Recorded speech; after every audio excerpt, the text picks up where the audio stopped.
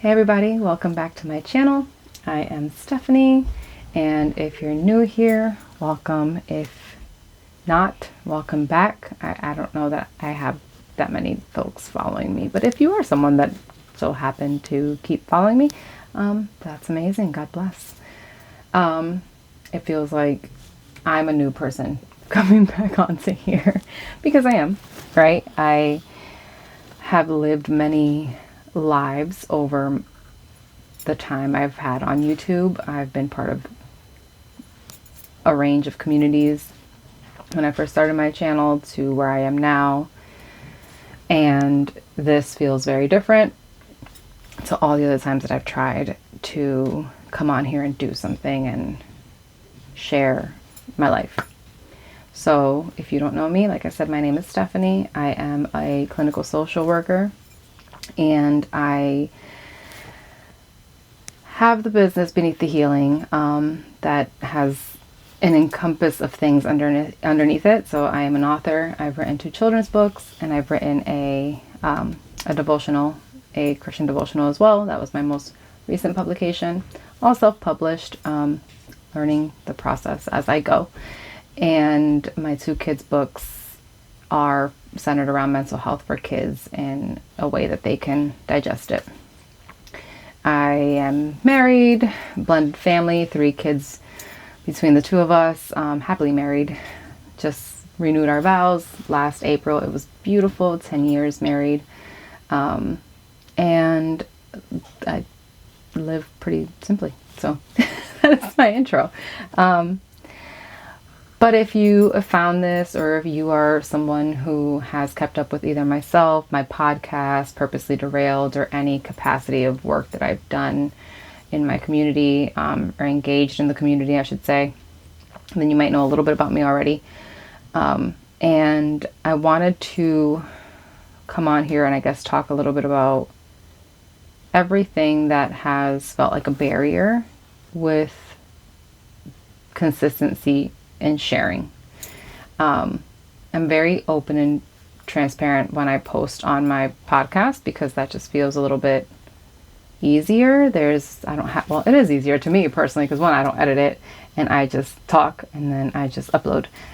This has components to it and setups and focus. But I've always wanted to do this as well, with not just only having audio on my podcast, but also sharing video content about testimony, really. Like I said, I've lived what feels like 1,000 lives and have had a lot of different experiences in those 1,000 lives. But I think right now it feels very much like I'm finally exhaling the deep breath that I've held for decades, I guess, right? I have previously shared of my history with suicidal ideation. I've shared history around what we endured when our daughter had gotten sick with nephrotic syndrome and what that was like. I shared my battle with driving my car into a tree. So my approach as a social worker has never been to come on here and share more psychoeducational information, right? My approach and my goal had always been to share transparency in everyday lives of everyday people, that others may sit here and try to categorize us as folks that don't experience those types of things. And who knows, maybe it's like taboo, I don't know, to sit here and be in my profession and talk about my own challenges around mental health. But I think it's important because if I don't start there, then I can't continue in how God has stepped into my life and absolutely transformed it from where I once was to where I am now. So my career and the profession that I've chosen plays a minuscule role, right? Because for me, finding human services was accidental and happened through needing the services when I was in high school. A lot of things led up to me needing to work with a provider. And initially, I didn't even know this profession. I, like most people, associated social work with DCF, or the Department of Children and Families, the Peoples. So I always gave them a bad rap until I worked with a clinician that happened to be a clinical social worker, because there's a lot of different categories. Anyway, all that to say, my choice in career came from being someone that had to be on the receiving end of those supportive services first. That was my introduction to it. And at least in my case, it was one that I could rely on. It was difficult. There was a lot of cultural differences, but it was one that I learned so much about how to apply practical skills in getting better, or coping strategies and all of that, like literally building an arsenal. And for a long time, those skills were working, right? And so initially, side note, I was going to school because I wanted to be a pediatrician. So there was always something in my heart that knew I wanted to help people, and I wanted to be part of their overall health. I wanted to contribute to the healing of people's lives. So, until I realized that you should probably be strong in numbers and science to go down that route. And you know what? At the time, I just wasn't. Nope, I just wasn't. So I managed to jump around a little bit before landing on human services, which then turned into social work, which then here I am today. The thing with choosing this field is that you are choosing a field. You are not choosing a specific job in that field. There's so much that you can do. And I think that we forget that sometimes. We kind of just assume the couple of things that most social workers would do, either with psychoeducation, and maybe you're someone that shares information, teaches and coaches, which is amazing. Maybe you are a teacher, educator, professor, or you're providing a direct therapeutic support service to, whether it be individual therapy or family therapy, or, or marriage counseling, a level of counseling, within the schools, within hospitals. But for me, none of those things quite fit because I'm extra. And I couldn't stop going back to the things that I just knew growing up would have been helpful for me to have access to. Not just me, my family, right? So that's where my first kids book, my first children's book was written, Ellie the Meditation Elf. And it was born from being a mom that had a child that was experiencing significant anxiety due to her medical history. And I wanted to create something that she could kind of see herself in, something that she could read over the years and learn a little bit about anxiety, where it wasn't just what mom said or what dad said, because my husband's in the field as well. It was something that she could pick up on her own. And I don't think I was prepared for how that was received. It was beautiful. I was super supported in my community around it. I got the opportunity to do vendor events and market my book and everything, and it was lovely, and I am so grateful.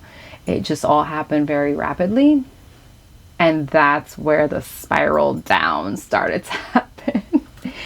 Because I remember the pressure of, oh, how do I kind of keep up with this and produce? And it didn't initially come from wanting to produce something that was going to be successful. My intention was just to create access for my own kids. And I realized if my kids need something, other people's kids I know need something, because I've worked with different kids that this could be a beneficial tool for them, or for teachers to be able to use in classrooms. And so I embarked on a journey of trying to curate, well, the goal is to curate all 4 books of the 4 characters that are introduced in Ellie, the Meditation Elf. So I collaborated again with the illustrator, John. Shout out to you. John is a young person from the Philippines and an incredible artist. My goodness, we met over Animal Crossing. I actually have a tattoo of our little Animal Crossing characters that John made. Oh, I don't know how to do that. How to do that? That's a weird pose. It's John and I. He made me into a little giraffe. Which, why are there no giraffes in Animal Crossing? Anyway, and he's a little cat. So that was such a wonderful experience. So we initially, when we created the first book, it was just one little character that I came up with, but John created 3 others, and immediately I saw this being able to be a beautiful series of mental health resources for kids. And we put 2 together. We did Ellie the Meditation Elf, and we did Ollie the Calming Elf, which teaches kids about ADHD.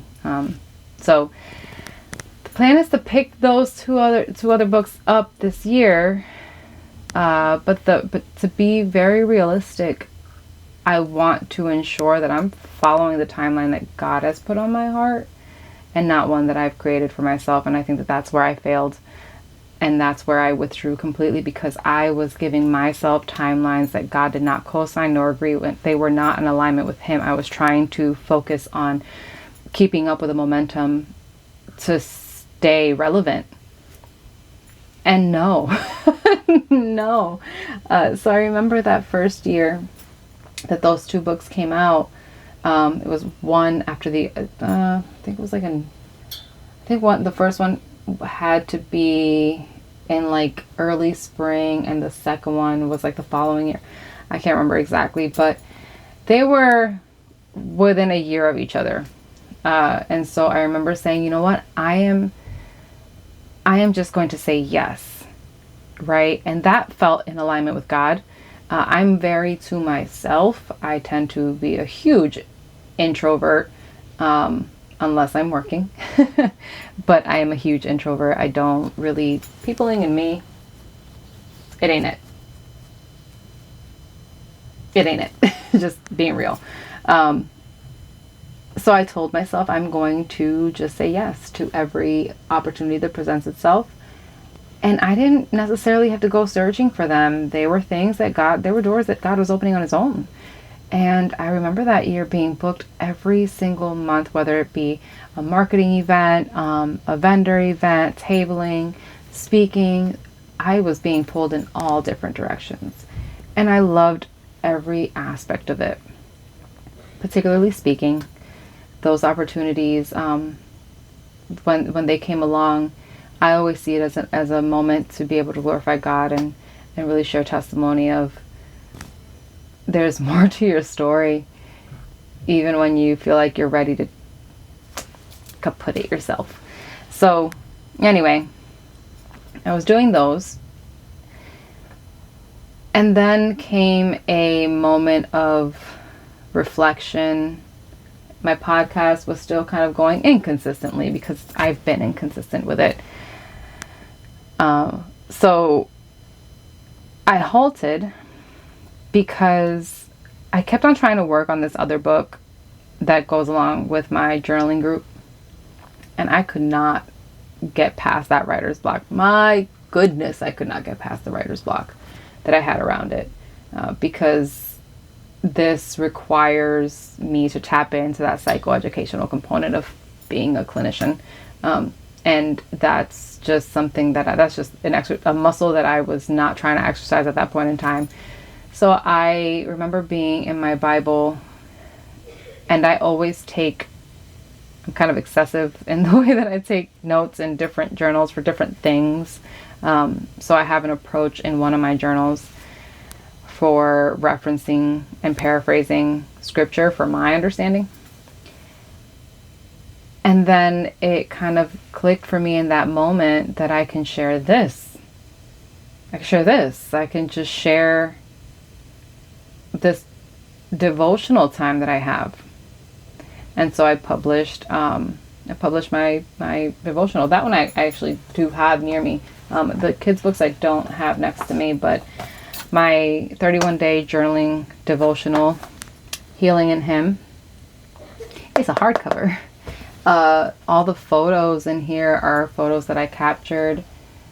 The devotionals are devotionals that came from my own Bible study time. It wasn't something that I sat here and said, okay, on day one, this is what I want others to experience. Like, no, this was like when I went back and to look at it. I'd been doing this for months at the time. So I started at the very beginning and I counted 31 days and I just wrote out what I had put in for myself on those times and made it into something that could be shared with other people.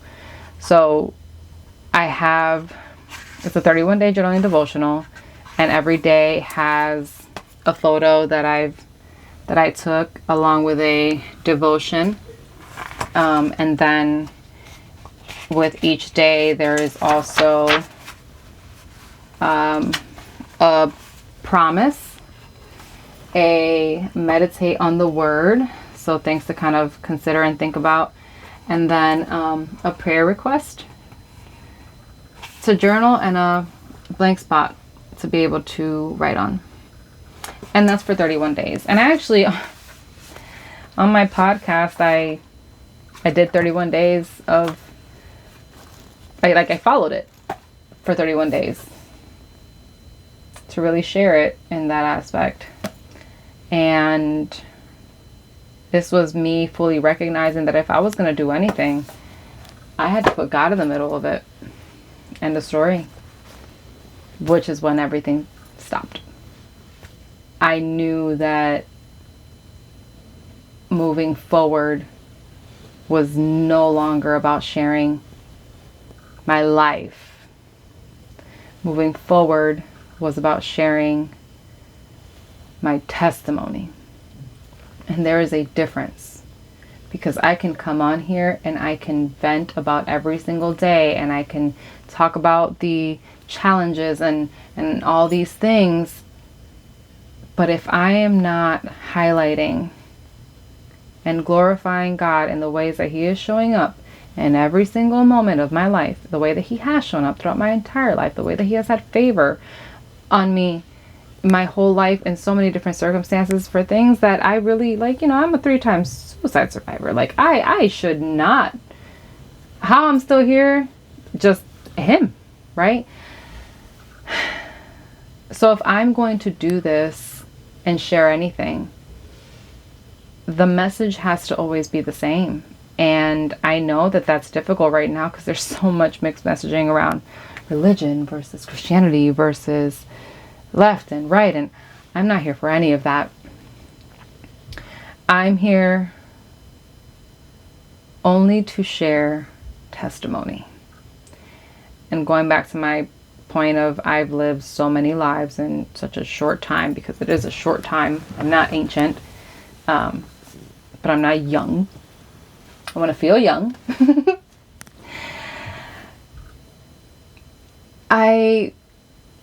I want to be able to get to the point that I am who God has called me to be. There are things that the Holy Spirit has revealed to me years ago that I would have never envisioned for myself, never envisioned that were possible. But God is the God of the impossible, right? And at the same time that I halted everything, was coming back after renewing our vows, the fact that I halted things like in my workforce, God halted me in my physical form because I suddenly lost the ability to walk. I tried to get up one day and nearly fell.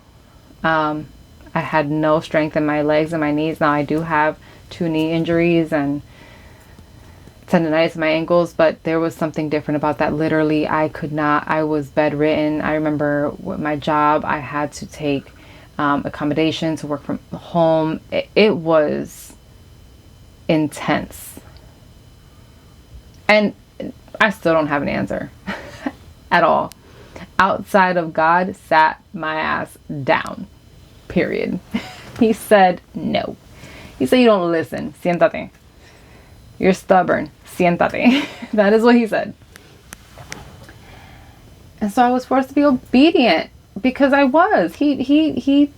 I had to be obedient. I had to rest. And I don't think I realized just how depleted I was with trying to make sure every relationship I had was intentional and everybody felt like they, like I was showing up in their lives and that I was able to really, juggle mom and wife and job and, my peer relationships and, am I spending enough time here? And I had no social battery. The battery pack was dead and burnt. It caught fire. It exploded, and I had no battery pack. And it ended up becoming a reality check when I saw just how much my health was really starting to decline pretty rapidly. And there are still things that I have challenges with now. But even those things I know are different because God is carrying me through them in a different way. Like, for example, I want to be able to work out. I want to be able to go to the gym. I want to be able to get healthy. And I've suffered with fibromyalgia and endometriosis. And flare-ups are painful. I've not been able to exercise where the next day I'm not in a full flare until recently. Until just recently. God has given me wisdom and ways to be able to navigate what that would look like for my body. And it's been a revelation for real. I've gone to the gym twice in the last 2 weeks. Now that might not feel like a big deal to you, but for me and my body, that is huge, which sucks because I used to dance. I used to be pretty active. And I'm not anymore. So if I want longevity to reach people, and do God's calling, I need to be able to breathe.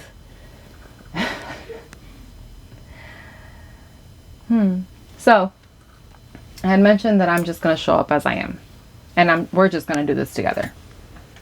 And that I was treating this like a video diary. Today is the 21st of January, I believe. And I feel good. There's going to be days that are not this easy. Today wasn't easy. But there's going to be days that don't feel like this, and I know that. And I'll have to, if God, wills it, it'll be something that's shared too, right? It's about transparency. It's not about day vlogging and look at what I'm doing. It's about moments that should be shared as sharing testimony. And so that's what I'm trying to do here. And I don't know what that looks like fully. I don't know if it's this all the time. I'm still trying to figure out how my podcast is going to come back, because you want consistency. You want that to be something that is people can, I guess, count on. But if I'm here to just please people, then very quickly am I going to get off the path if I'm focusing on that and not focusing on pleasing God, which feels amazing, by the way. It's like something finally clicked, and I can see very, very clearly And I am so grateful. So, stick around if you are wanting to go on this journey of healing with me as I reestablish what Beneath the Healing is supposed to look like in God's will. Because it's His, not mine. And again, beneath my healing is Him. And I have to share that. So, I hope that you stick around. If there's anything that you want to know about me, feel free to leave a comment. Ask. As long as not crazy, I will answer. And I am looking forward to building a community of healers here. So, with that being said, I will catch you guys in the next video. Thanks for sticking around. Bye.